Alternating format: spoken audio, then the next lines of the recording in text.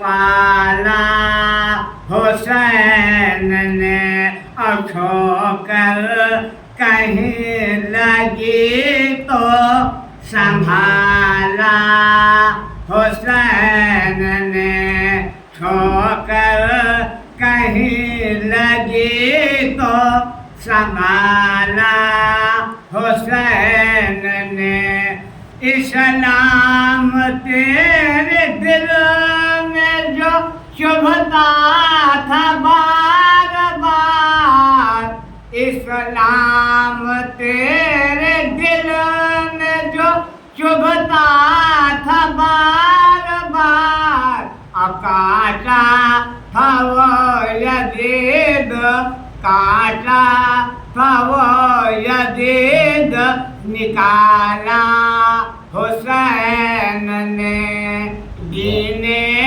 खुदा को गोद में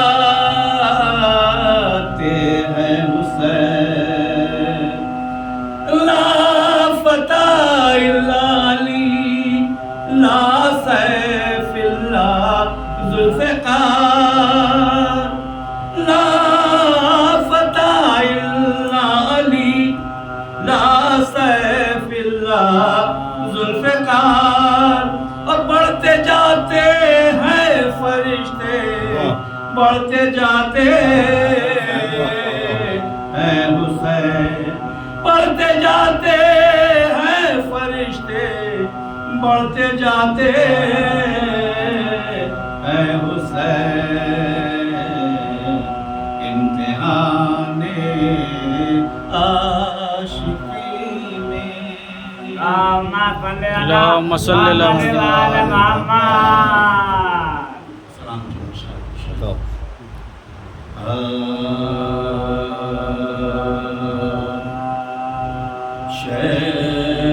ज़माने खुश्क दिखलाया किए, ज़माने खुश्क दिखलाया किए, और नई पानी तरसाया किए, ज़माने खुश्क दिखलाया किए, और बदले पानी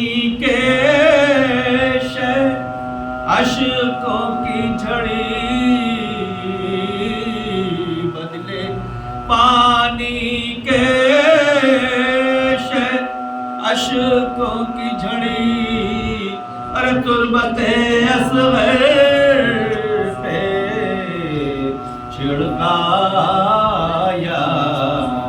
کیے شہ زمانے عشق دکھلایا کیے لاش اصغر گود میں لے کر حسین لاش اصغر گود میں لے کر حسین وہ جھنڈولے بار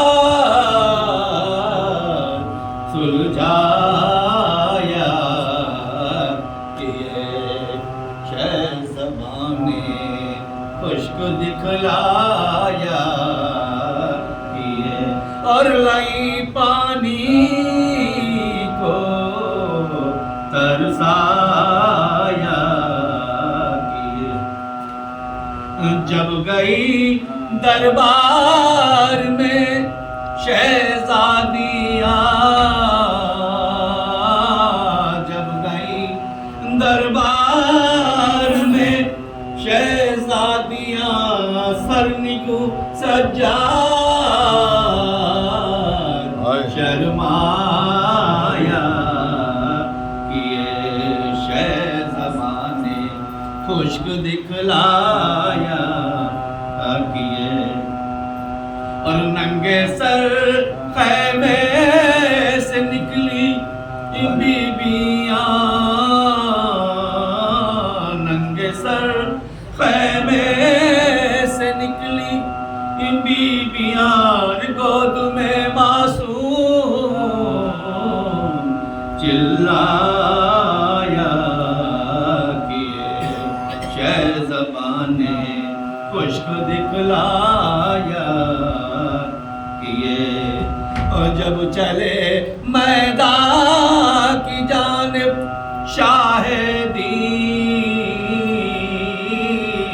جب چلے میدان کی جانب شاہدی اور دیر تک زینب کو سمجھایا کیے شہ زبانی خشک دکھلایا کیے اور لائی پانی کو ترسایا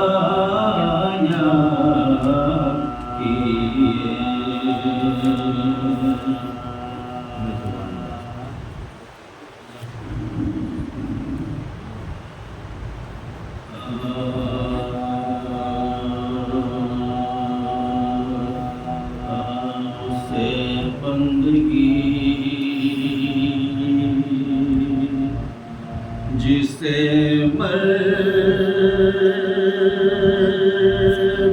تک جاگا میں شادی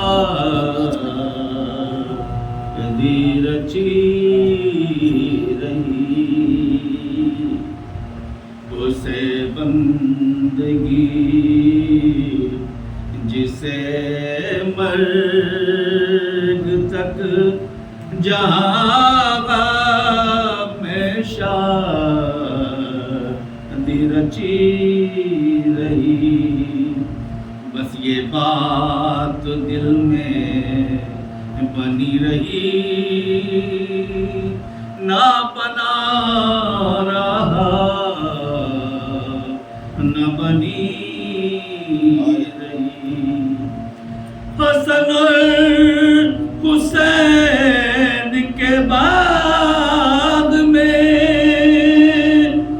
کچھ ایسی بات خزاں چلی حسن اور حسین کے بعد میں کچھ ایسی بات خزاں چلی نہ چمن میں پھولوں کی بو رہی نہ گلوں میں گل بدنی رہی نہ چمن میں پھولوں کی بو رہی نہ گلوں میں گل مدنی رہی اسے انقلاب جہاں کہے یا کہے مصیبت کربلا اسے انقلاب جہاں کہے یا کہے مصیبت کربلا جو بنا تھا نقش فنا بنا جو بنی تھی بے و بنی رہی جو بنا تھا نقش فنا بنا جو بنی تھی بے و بنی رہی اس بندگی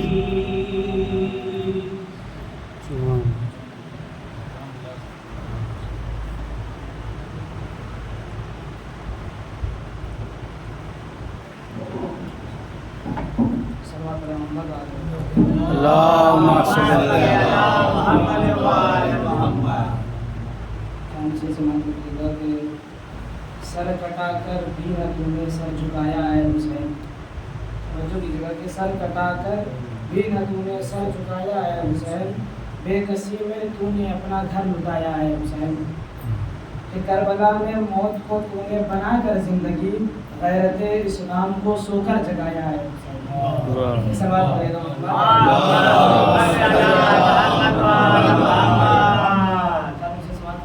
کفن کربو بلا کا ساتھ میں خاک شفا دے کر کفن کربو بلا کا ساتھ میں خاک شفا دے کر ہم اپنی قبر میں جائیں گے پوری کربلا لے کر.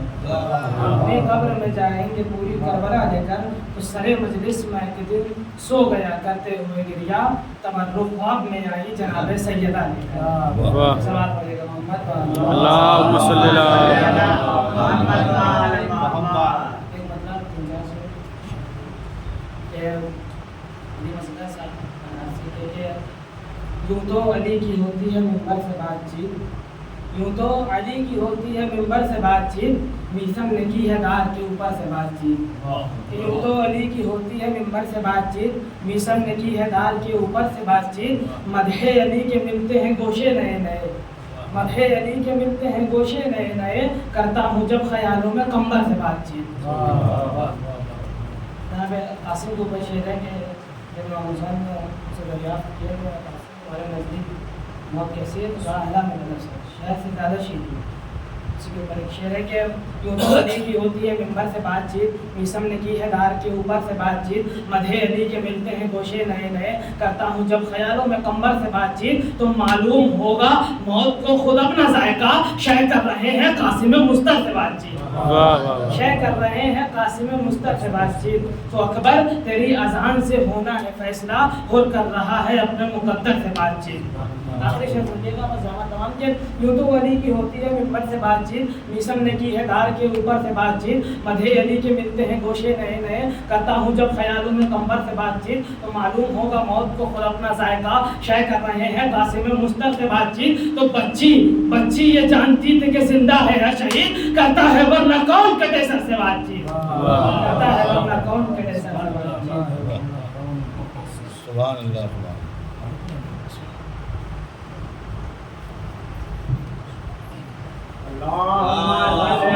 صلی اللہ محمد وآل محمد.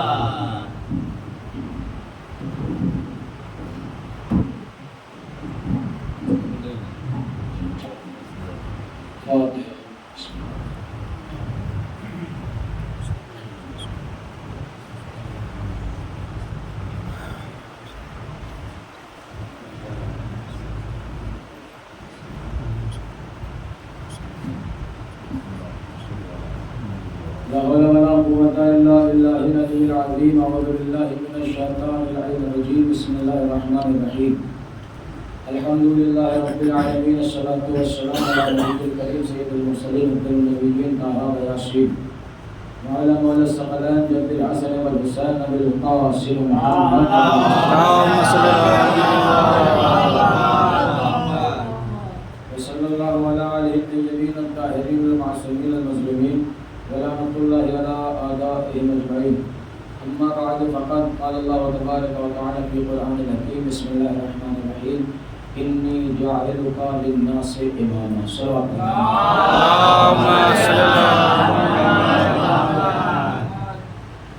قرآن کریم پروردگار عالم جناب ابراہیم خلیل خدا معمار کعبہ کا ذکر کرتے ہوئے آواز دے رہا ہے ابراہیم میں نے تمہیں لوگوں کا امام مقرر کیا بنا دیا معین میں.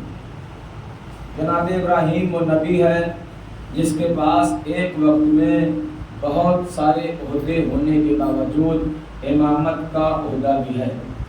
آدم سے لے کر خاتم تک کسی نبی کے پاس نبوت ہے، شریعت ہے، عصمت ہے، کتاب ہے، صحیفے ہیں، لیکن نبیوں میں امامت صرف ابراہیم کے پاس. وہ بھی اپنے زمانے کے لوگوں کے امام بنائے گئے، اللہ نے اعلان کیا.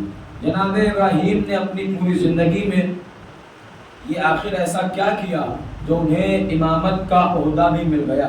جناب ابراہیم نے دنیا میں جتنے بھی آزمائش کے ذریعے ہیں ایک انسان کی وہ سارے امتحان پاس کیے تھے جناب ابراہیم، کیونکہ اللہ نے انسان کو دو چیزوں سے ہر بندے کو آزمایا ہے، ایک اولاد دوسرے دولت. کہ مال اور دولت اور اولاد یہ انسان کی آزمائش کا ذریعہ ہے. کبھی اللہ دولت دے کے آزماتا ہے، کبھی نہ دے کے آزماتا ہے، کبھی دیتا ہے اور کچھ وقت کے بعد پھر واپس لے لیتا ہے. تینوں طرح کے بندے آپ کو دنیا میں مل جائیں گے. کسی کو دولت ملی، کسی کو نہیں ملی. کسی کو ملی 10-5 سال کے بعد پھر وہ غریب ویسے ہی ہو گیا. اور وہ کیوں ہو گیا؟ وہ اس کی اپنی ذمہ داریاں ہیں، اپنے کام ہیں، اپنے حقوق ہیں. لیکن اللہ تینوں طریقے سے کسی کو اولاد دے کے آزماتا ہے، کسی کو اولاد نہیں بھی دیتا ہے، کسی کو دیتا ہے 18 سال 20 سال کے بعد اولاد لے بھی لیتا. یہ بھی ایک امتحان ہے بڑا. بس دیکھنا ہی ہوتا ہے کہ بندہ اپنے امتحان میں کامیاب ہوتا ہے یا نہیں. کسی کو دولت دی ہے تو اس کی آزمائش یہ ہے کہ وہ راہ حق میں خرچ کرتا ہے کہ نہیں، راہ خدا میں خرچ کرتا ہے یا نہیں. یہ اس کا امتحان ہے.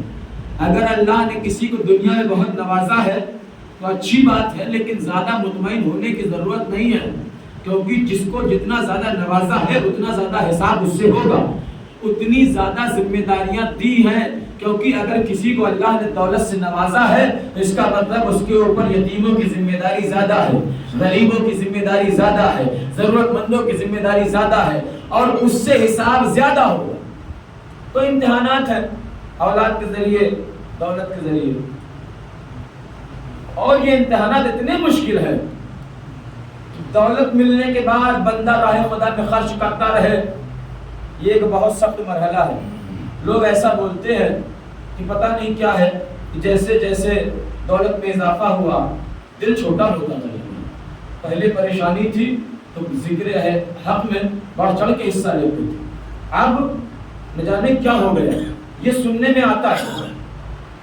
تو خدا کرے کہ اللہ جیسے آپ کو نوازتا جائے آپ کے راہ حق کا شوق کم نہ ہونے پائے، کیونکہ اللہ نے آپ کو نوازا ہے تو آپ پہ بہت حق رکھے ہیں اللہ نے. مولا حسن سے کسی نے پوچھا کہ آپ کا دسترخوان 24 گھنٹے چلتا ہے، 12 مہینے چلتا ہے. مولا حسن کا دسترخوان آپ بھی کرتے ہوں گے نا، 22 تاریخ کو دسترخوان کے مہینے میں کرتے ہیں نا. وہ 22 تاریخ کو ہی مولا کا دسترخوان نہیں بچھاتا، وہ تو ہمارے بزرگوں نے ایک تاریخ فکس کر دی مولا کے دسترخوان کی یاد میں، ورنہ مولا کا دسترخوان تو سالوں سال چلتا تھا. کسی نے کہا مولا آپ 12 مہینے کھانا کھلاتے ہیں اور نہیں دوستی نہیں، دشمن بھی آتے ہیں، اپنے بھی آتے ہیں، پرائے بھی آتے ہیں، ہم مذہب بھی آتے ہیں، غیر مذہب بھی آتے ہیں. تو آخر ایسے کیسے چلے گا؟ یہ تو دولت کو لٹانا ہوا، یہ اپنے خزانے کو لٹانا ہوا. مولا نے کہا کہ یہ میرا خزانہ، یہ میری دولت نہیں ہے، اللہ ہمیں دے رہا ہے، ہم انہیں دے رہے ہیں. جس دن ہم ادھر کھلانا بند کر دیں گے اللہ ہمیں دینا بند کر دے گا. جس دن کنویں سے آپ پانی نکالنا بند کر دیں گے कुएं में कचरा पैदा होगा, नया पानी नहीं पैदा होगा। सलावत पढ़े मोहम्मद। अल्लाहुम्मा सल्ली अला ये आपने सुना है कि नहीं? कुएं से अगर पानी निकलता रहे तो साफ पानी आता रहता है, और अगर पानी निकालना बंद कर दे तो कचरा पैदा होता है। फिर एक दिन ऐसा होता है कुआं सूख जाता है। सीधी सी मिसाल है, हम अगर अल्लाह ने हमको नवाजा है, हम खर्च करते रहें अपनी जरूरत के तहत भी और दीन इस्लाम के बताए हुए राहों पर भी, तो अल्लाह हमें नवाजता रहेगा। क्योंकि अल्लाह जानता, अल्लाह को खुद तो मदद करने आता नहीं, क्योंकि अल्लाह जिस्म नहीं रखता, अल्लाह जरिया बनाता है। आपको अल्लाह ने जरिया बनाया गरीबों की मदद का, आपने नहीं किया तो अल्लाह कुछ दिनों के बाद दूसरा जरिया बना देगा। सलावत पढ़ ले मोहम्मद व सीधी सी बात है। तो ये औलाद का इम्तिहान भी अल्लाह लेता है, देख के न देख के, देख का भी छीनता के बल्कि अपनी अमानत वापस लेता है। फिर कोई कह दे 18 साल का जवान, 20 साल का जवान, बड़ी मेहनतों से पाला, रोना अपनी जगह, गिरिया अपनी जगह, लेकिन खुदा करे कभी गुस्से में या तैश में या रोने में अल्लाह की रजा, अल्लाह की मसलहत पे एतराज न होने का। जनाब इब्राहिम ने 2 इम्तिहान नहीं बल्कि 3 इम्तिहान दिए। पहले तो अपनी जान का इम्तिहान दिया, आग में फेंके गए। नमरूद ने कितनी आग रोशन कर दी थी कि कहते हैं कि परिंदा उस आग के ऊपर से उड़ नहीं सकता, निकले तो भुन के आग में गिर जाए। जनाब इब्राहिम को खौफ खुदा था, खौफ नमरूद नहीं था। आग में फेंकने की तैयारी है, अभी भी इब्राहिम को डराया जा रहा है, अभी भी अपने पैगाम से बाज आ जाओ, अल्लाह की वहदानियत का ऐलान मत करो, बुतों को खुदा मान लो, नमरूद को खुदा मान लो, वरना आग में फेंक दिए जाओगे। आग की लपट इतनी है कि इब्राहिम को बिजली से फेंका जा रहा है, पास जाने की किसी की हिम्मत नहीं है। फिर भी अल्लाह के खलील में कहीं से भी खौफ नहीं आया, न आग का न नमरूद का। और मिंजनी से जनाब इब्राहिम को जब फेंका गया तो अभी आग और हवा के दरमियान है। जिब्राइल आ गए अल्लाह से पूछ के, मेरे परवरदिगार, तेरा बंदा, एक ही बंदा तुझे मानने वाला है, ये दुनिया मानने को तैयार नहीं है, वो भी आग के हवाले कर दिया गया, उसे बचा ले। परवरदिगार अगर मुझे इजाजत दे मैं मदद करूं इब्राहिम की। परवरदिगार ने कहा जिब्रील जा, अगर मेरा बंदा तुझसे मदद चाहता है तो जाकर। जनाब जिब्राइल फौरन आए, इब्राहिम अभी आग तक पहुंचे नहीं है, पर जिब्रील की ये रफ्तार है, आए खलील खुदा, ऐ मेहमान काबा, ऐ इब्राहिम, ऐ नबी खुदा, अगर चाहो तो मैं तुम्हारी मदद करूं, अपने पलों में बिठा के ले जाऊं, आग में जाने नहीं दूंगा, कोई एहतियात हो तो बताओ। इब्राहिम ने कहा जरूरत है लेकिन तुमसे नहीं, जरूरत है लेकिन तुमसे नहीं, हाजत है लेकिन तुमसे नहीं, मदद चाहता हूं लेकिन तुमसे नहीं। कहा फिर किससे? कहा अपने परवरदिगार से। अल्लाह ने इब्राहिम का यकीन देखा, ये भरोसा देखा। इब्राहिम आग में पहुंचे नहीं कि आग गुलजार हो गई, आग गुलजार हो गई। नबी खुदा का, बंदा खुदा का अल्लाह पे इतना यकीन था कि आग में जाके भी इब्राहिम बच गए। हालांकि आग की फितरत है जला देना, लेकिन यकीन इब्राहिम ने आग को गुलजार कर दिया। आज अगर मौला हुसैन की अकीदत और मोहब्बत में कोई अंगारों का मातम करके नहीं जलता है तो समझ लेना ये शोहदाए करबला की मोहब्बत और यकीन की दलील है।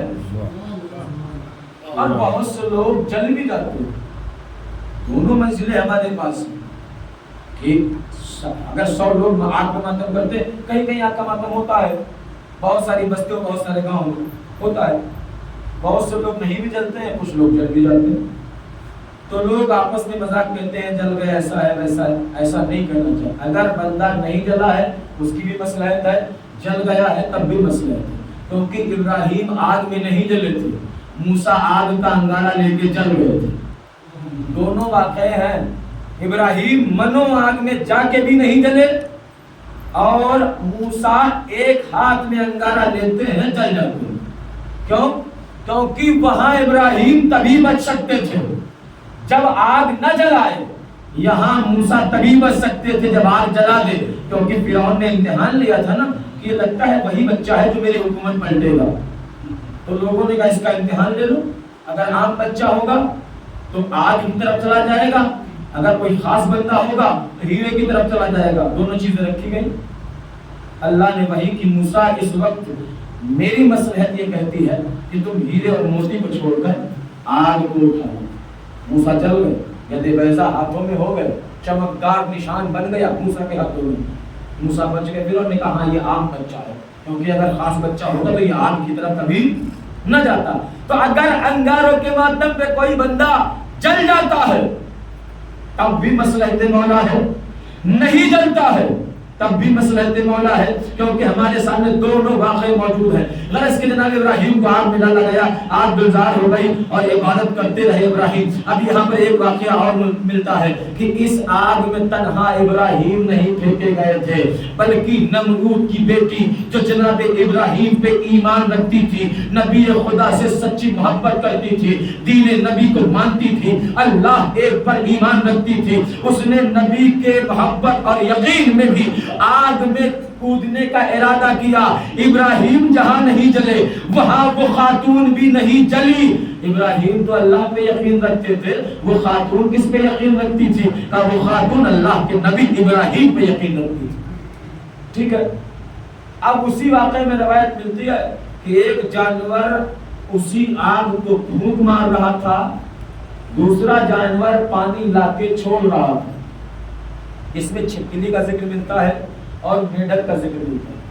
بولے میڈک پانی چھوڑ رہا تھا، چھپکلی پھونک مار رہی تھی کہ آگ بھڑک جائے. نہ کہ اس کے پانی ڈالنے سے آگ بجھنے والی تھی، نہ ان کے پھونک مارنے سے آگ اور بھڑکنے والی تھی.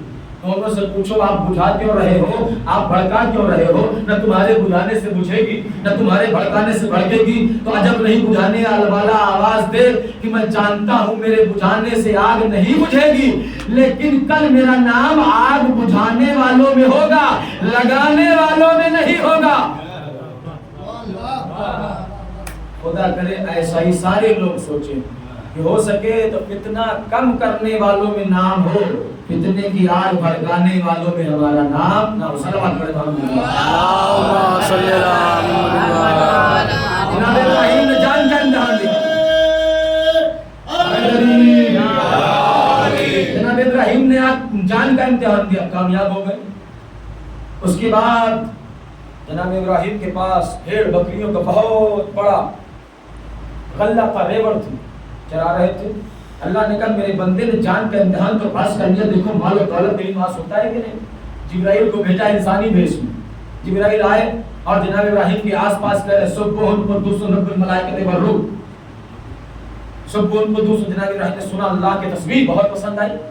کہا بندے خدا میری آدھی دولت لے لو، ایک بار اور کہہ دو، ایک بار اور کر دو. پھر اس بندے نے کہا سبحان قدوس رب الملائکۃ والروح. جناب ابراہیم نے کہا میری سارے جانور تیرے، ساری دولت تیری، ایک بار اور کہہ دو. یہ کہہ دیا. اب ابراہیم کے پاس دولت نہیں ہے، خود ہے، خود جا کے اس کے پاس کھڑے ہوئے، میں تیرا غلام، میں تیرے حوالے، میری جان تیرے قبضے میں تیرے حوالے، ایک بار اور کہہ دو. آنے والے فرشتے نے جو انسانی شکل میں جبرائیل تھا اس نے کہا نہیں ہمیں آپ کی جان کی ضرورت نہیں ہے، یہ اپنا مال واپس لے جاؤ. اللہ نے آپ کا امتحان لیا تھا کہ میرے بندے کو میرا ذکر زیادہ پسند ہے یا اپنی دولت زیادہ پسند ہے. تو اتنا تو ثابت ہو گیا نا کہ جس کو جتنا ذکر جس کا پسند ہوتا ہے اس پہ وہ اپنی دولت قربان کر دیتا ہے. ابراہیم نے اللہ کے ذکر پہ دولت قربان کر دی، کسی نے کچھ نہیں کہا. آج اگر مولا کا عزادار مولا حسین کی عزاداری میں ذکر حسین سننے کے لیے اپنی دولت کو قربان کر رہا ہے تو اس کا مطلب یہ ہے کہ اس بندے کو حسین کا ذکر پسند ہے. اسی ذکر کے لیے اہتمام سارے ہو رہے ہیں. صلوات پڑھیں.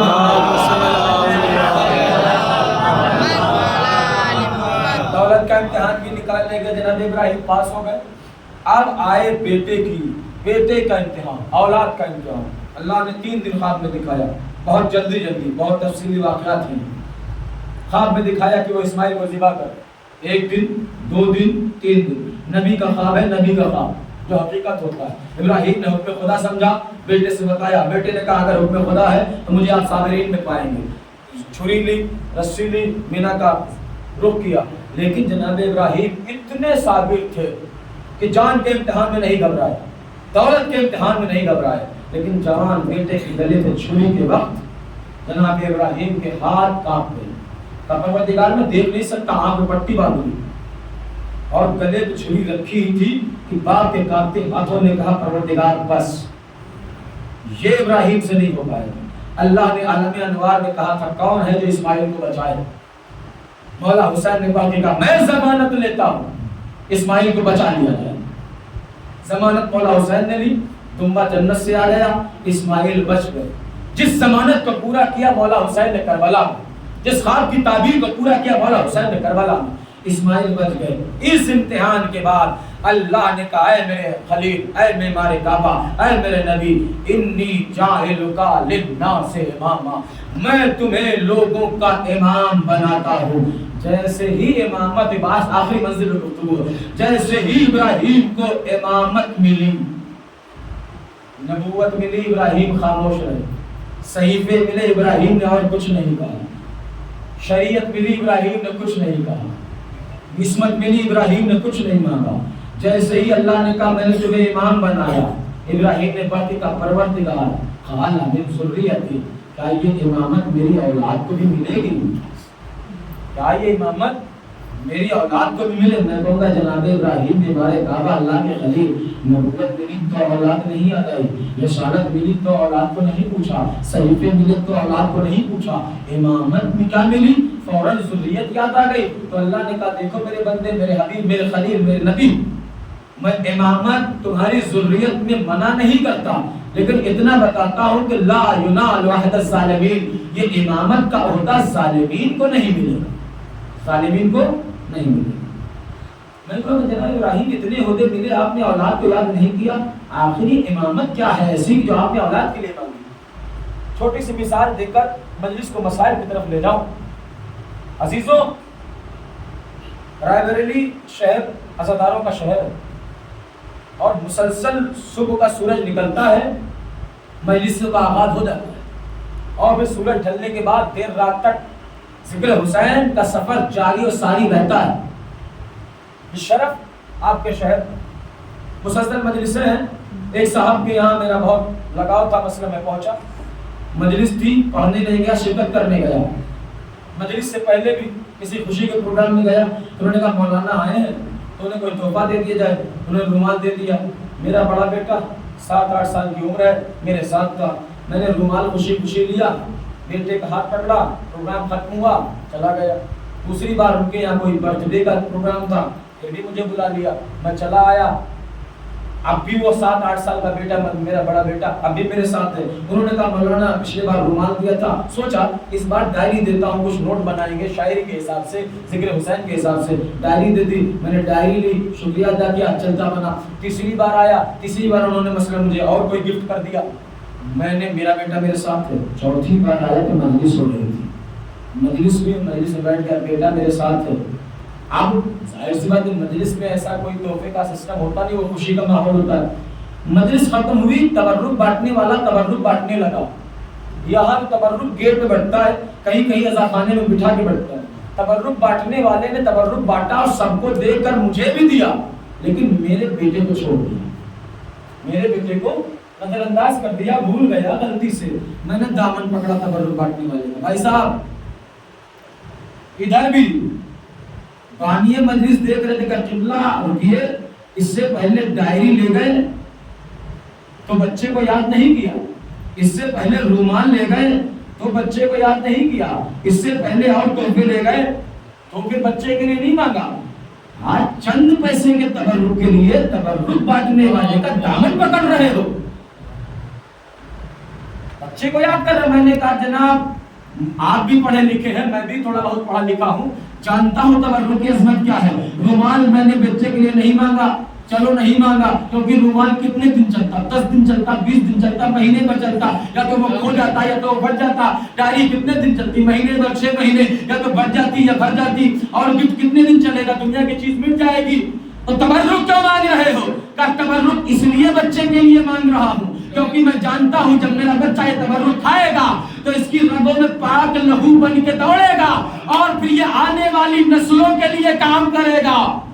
آنے والی نسلوں میں پاک لہو بن کے یہ برکت کا کام کرے گا، یہ شرافت نسل کا کام کرے گا، یہ عزت نسل کا کام کرے گا، یہ عزاداری میں آنے والی نسلوں کے لیے مددگار ثابت ہوگا، یہ پاک لہو بنے گا۔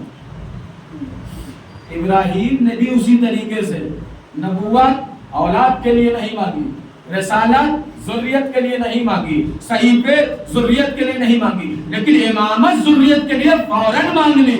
یا خلیل خدا، نبوت نہیں مانگی، رسالت نہیں مانگی، صحیفے نہیں مانگے، امامت کیا مانگی؟ ابراہیم آواز دیں گے مجھے پتا تھا نبوت ایک جگہ پہ جا کے رک جائے گی، رسالت ایک جگہ جا کے تمام ہو جائے گی، صحیفے قرآن آنے کے بعد منسوخ ہو جائیں گے، لیکن امامت قیامت تک جائے گی۔ ابراہیم نے اس لیے اپنی ذریت کے لیے امامت کا مطالبہ کیا کہ رہتی دنیا تک امامت جب تک باقی رہے گی، قیامت امامت پہ ٹکی رہے گی، اور یہ دونوں ایک ساتھ ہو جائیں گے۔ صلوات پڑھے محمد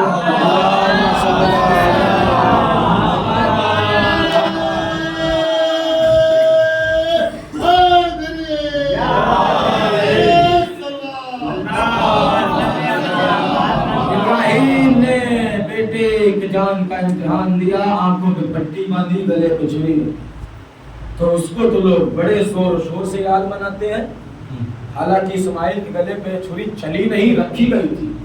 دمبا ذبح ہو گیا تو قربانی کے نام پہ دمبا ذبح کرتے ہیں۔ خاصی ابراہیم میں کہتا ہوں چلو دمبا ذبح ہو گیا، دمبا ذبح کر لو، یہ 4 دن 5 دن 10 دن پہلے سے لا کے گلیوں میں گھماتے کیوں ہو، ٹہلاتے کیوں ہو؟ اور گھمانے ٹہلانے کے بعد نہیں، اس کو ڈانٹنا نہیں، قربانی ہے، اس کو ڈرانا نہیں، احترام کرنا۔ کیا کہیں گے؟ آپ یاد ابراہیم میں کوئی چیز لائیں تو اس کو ٹہلانے گھمانے رکھنے سے کوئی عیب نہیں۔ ہم یاد حسین میں علم نکالیں، ہم یاد حسین میں ذوالجناح برآمد کریں، ہم یاد حسین میں تابوت برآمد کریں، وہ یاد ابراہیم ہے، یہ یاد حسین ہے۔ وہ تعبیر خواب کی یاد ہے، یہ تعبیر خواب کی یاد۔ وہاں پر چھری رکھی گئی جوان بیٹے کے گلے پر، یہاں جوان بیٹے کے سینے سے نیزہ نکالا گیا۔ میں کہوں گا ابراہیم، آپ نے اسماعیل کے گلے پر چھری رکھی تھی، تم نے قاسم کے لاشیں نہیں، کے ٹکڑے نہیں دیکھے، تم نے اکبر کوڑیاں اگلتے نہیں دیکھا، تم نے اصغر کو خون اگلتے نہیں دیکھا۔ یہ حسین ہے، حسین، نہ حسین سے پہلے ایسا کوئی بندہ، نہ حسین کے بعد کوئی ایسا بندہ، یہ اللہ کو کہنا پڑ گیا ہے میرے نفس مطمئنہ کے مالک۔ صبر ایوبی جہاں پر سجدہ کر رہا ہو، صبر ابراہیم جہاں پر تعظیم میں کھڑا ہو، ہاجرہ جس کو سلام کر رہی ہے۔ جوان بیٹے کا لاشا اٹھانا یہ چھوٹی بات نہیں ہے۔ کہتے ہیں کہ جوان بیٹا جب دنیا سے چلا جاتا ہے نا تو بوڑھے باپ کے بدن سے کئی طاقتیں ساتھ چھوڑ دیتی ہیں۔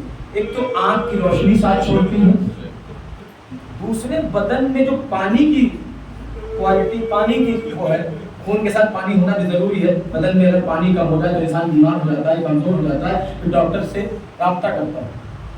جوان بیٹے کے مرنے سے انسان کے بدن کے پانی میں کمی آ جاتی ہے۔ ایک عیسائی رائٹر نے کہا کہ اکبر کے جنازے پہ حسین کو مر جانا تھا، کیونکہ وہ حسین 3 دن سے تو ایسے بھی پیاسے تھے، 3 دن سے حلق سوکھی ہوئی، زبان ایٹھی ہوئی، زبان کے کانٹے، پانی تو ایسے ہی نہیں تھا، اور بیٹے کے لاش پہ حسین کو مر جانا تھا، لیکن حسین زندہ رہے۔ اس کے بعد کہا اصغر کے لاشے کو دفناتے وقت تو حسین کو تو عجب مر جانا تھا، یہاں پہ آ کے اس نے کہا حسین کوئی عام بندہ نہیں تھا، حسین کوئی عام بندہ نہیں تھا۔ ہمیں رونا اس بات پہ آتا ہے کہ دوش نبی کا سوال، جس کے لیے سجدہ رک گیا، جس کے لیے جنت سے لباس آیا، اس حسین پہ اتنے ظلم ہیں، اتنے ظلم ہیں۔ صبح سے آپ جناب قاسم کے مصائب سن رہے ہیں، میں اس وقت جناب قاسم سے مصائب سے آگے بڑھ کے مولا حسین کی قربت پڑھنا چاہتا ہوں، کیونکہ 10 محرم کو آپ ضرور جلوس نکالیں گے، لیکن قربت مولا حسین سماعت کر لیجیے۔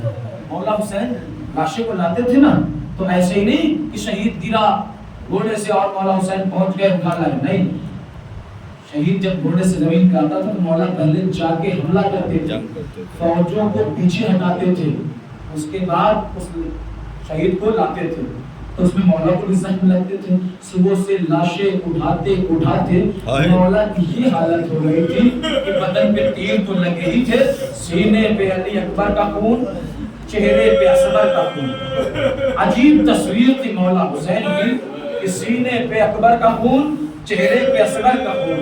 اب جو مولا اجازت لینے آئے ہیں ایک روایت کے حساب سے بیان کر رہا ہوں. علامہ رشید ترابی نے ذکر کیا, کفایت حسین نے بھی اس کا ذکر کیا, اظہر حسن زیدی صاحب نے بھی اس روایت کو ذکر کیا کہ مولا حسین بروایت دیگر اپنی رخصت کے لیے در خیمہ پہ نہیں آیا, پہلے پشت خیمہ پہ گئے اور وہاں سے ایک آواز دی, فضا فضا, میرا وہ کرتا لے آؤ, وہ پیراہن لے آؤ جو اماں نے اپنے ہاتھوں سے بنایا تھا. جناب فضا نے کہا, شہزادے کیا ارادہ ہے؟ کہا مقتل کا ارادہ ہے.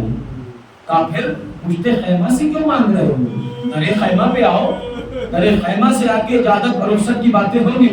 ایک وقت امام حسین نے کہا, فضا اما فضا, جو اس وقت حسین کی حالت ہے نا, حسین کی حالت ہے نا, 71 لاشیں اٹھا کے سینے پہ خون اکبر, چہرے پہ خون اصغر, مجھے ڈر ہے کہ کہیں زینب مجھے دیکھ کے مر نہ جائے, کہیں زینب مجھے دیکھ کے مر نہ جائے. زینب نے یہ آواز سنی, کہا بھیا میں وہی زینب ہوں جس نے ماں کی ٹوٹی پسلیوں پہ ملہم لگایا ہے, میں وہی زینب ہوں جس نے بابا کی زخمی سر کو دیکھا ہے, میں وہی زینب ہوں جس نے بھائی حسن کے جگر کے ٹکڑوں کو سمیٹا. یا عودل خیمہ کو زینب آپ کو دیکھیں, آپ جو جناب امام حسین در خیمہ بھی آئے تو بہن نے بھائی کا سامنے, میں کہوں گا کیا اس سے پہلے صبح عاشور سے عصر عاشور تک زینب اپنے بھائی کو دیکھ نہیں رہی تھی. زینب کو اپنے بھائی کے اوپر نظر کرنے کا وقت ہی نہیں ملا. کیوں نہیں ملا؟ کیونکہ حسین کا کام تھا لاشوں کو اٹھا کے لانا. زینب ان لاشوں پہ ایسے روتی تھی جیسے سگی بہن سگے بھائی پہ روتی. زینب نے لاشیں پہ بہن کی طرح ماتم کیا. اب جب حسین کا چہرہ زینب نے غور سے دیکھا, بھیا کیسی حالت ہو گئی, چہرے پر بھی خون ہے, سینے پر بھی خون ہے, بھیا کیا ارادہ ہے؟ زینب بہن زینب, یہ ارادہ بڑی قیامت کا ہے. اب تو دن بھائی کو ہو جائے گی, آج تو دن بھائی کو ہو جائے گی. اے زینب, اب حسین بھی مقتل کی طرف جانا چاہتا ہے, وہ اماں کا سلا ہوا پیراہن لا دو. حسین نے پیراہن سنبھالا, پہنا سے نتن کیا, لیکن جگہ جگہ سے نیا پیراہن تھا, لیکن جگہ جگہ سے اسے چاک کر دیا, جگہ جگہ سے ایسا کیا کہ لگے کہ پوشیدہ ہے. کسی نے پوچھا, مولا یہ کیا کر رہے ہو؟ کہا میں جانتا ہوں عرب کے لوگ جب کسی کی توہین کرتے ہیں تو قتل کے بعد اس کا لباس بھی چھین لیتے ہیں. میں لباس کو پوشیدہ جگہ جگہ سے چاک اس لیے کر رہا ہوں تاکہ ظالم میرے لباس کو پھٹا پرانا سمجھ کر چھوڑ جائے. لیکن ہائے زہرا کے لال کی غربت کی بعد شہادت حسین, حسین کے پیراہن کو بھی لوٹ لیا گیا اور جس میں نازنین پہ گھوڑے دوڑائے گئے. روح زہرا تڑپتی رہی, حسین کربلا کے میدان میں بے گور ہو گئے. انا للہ و انا الیہ راجعون. رضم بقضائہ و تسلیمہ ما تنسوا.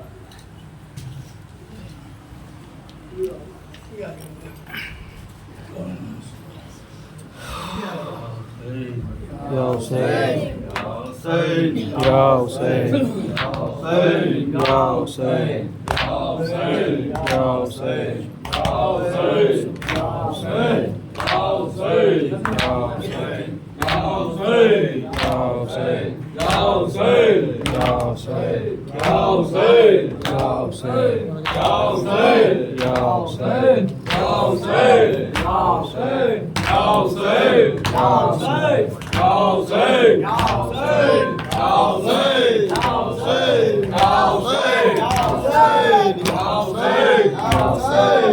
Hussein!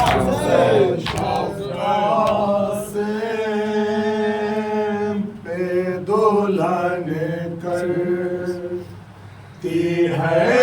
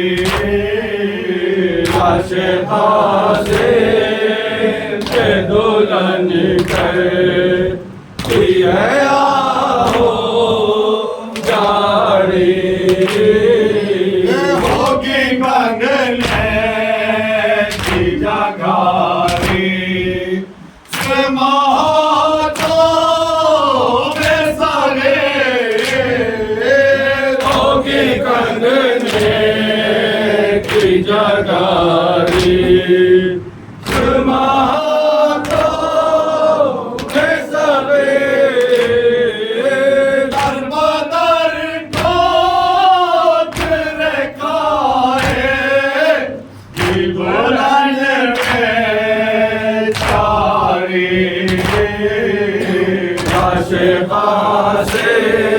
کے دلہن کرتی ہے آہو جاری یا حسین یا حسین یا حسین یا حسین یا حسین یا حسین یا حسین السلام علیکم یا عبد اللہ السلام علیکم نبی شہداء کربلا ورحمۃ اللہ وبرکاتہ